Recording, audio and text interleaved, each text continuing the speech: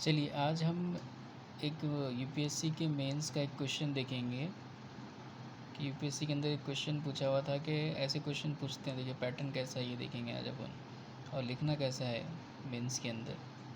तो क्वेश्चन क्या है, discuss the role of the vice president of India as the chairman of the Rajya Sabha.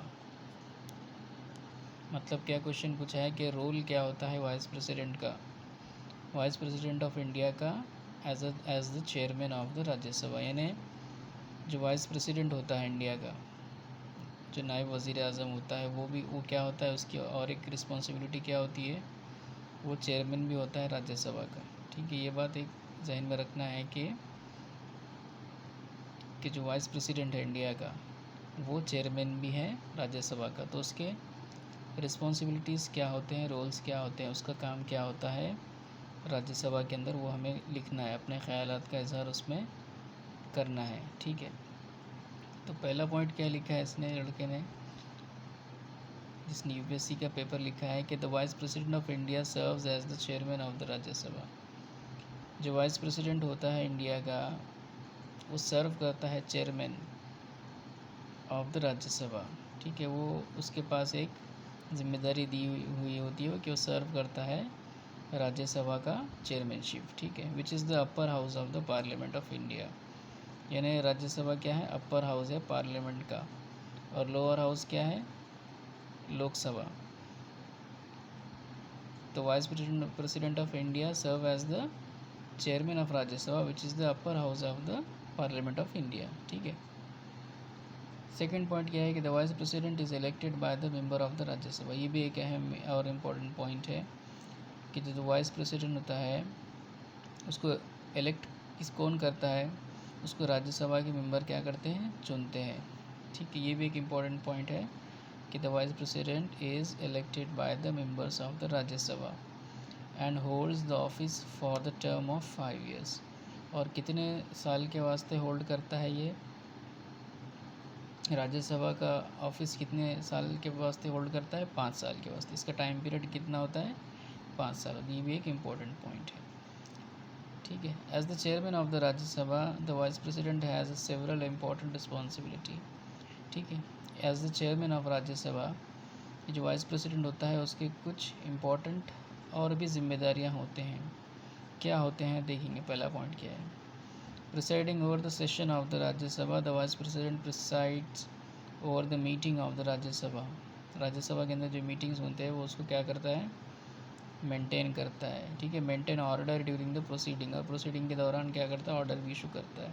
He has the power of adjourn the house और the suspend its sitting in the event of disorder.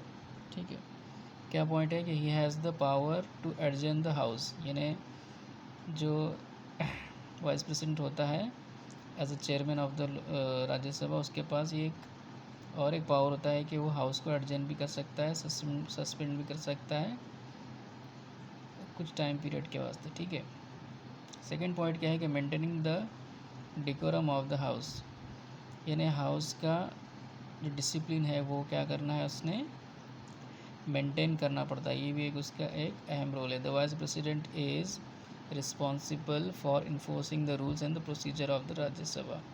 यानी जो rules और जो regulation होते हैं, जो procedures होते हैं राज्यसभा के, तो वो उसको न्यू रूल्स को इम्पोज करने का काम, अप्लाई करने का काम भी होता है वाइस प्रेसिडेंट ऑफ इंडिया का as a chairman of Rajya Sabha. ठीक है, नेक्स्ट पॉइंट क्या है कि managing the business of the house, यानी हाउस का जो बिज़नेस है, बिज़नेस मतलब काम जो चलता है राज्यसभा का, उसको मैनेज करना है। The vice president is responsible for the allocation of time, यानी टाइम को डिस्ट्रीब्यूट करने का काम भी करता है। यानी कितना टाइम देना है स्पीकर्स को, राज्यसभा के मेंबर्स को, उसको एलोकेट करने का काम भी किसका होता है, ये राज्यसभा के चेयरपर्सन का होता है। ठीक है, he can also refer matter to committee for the further consideration.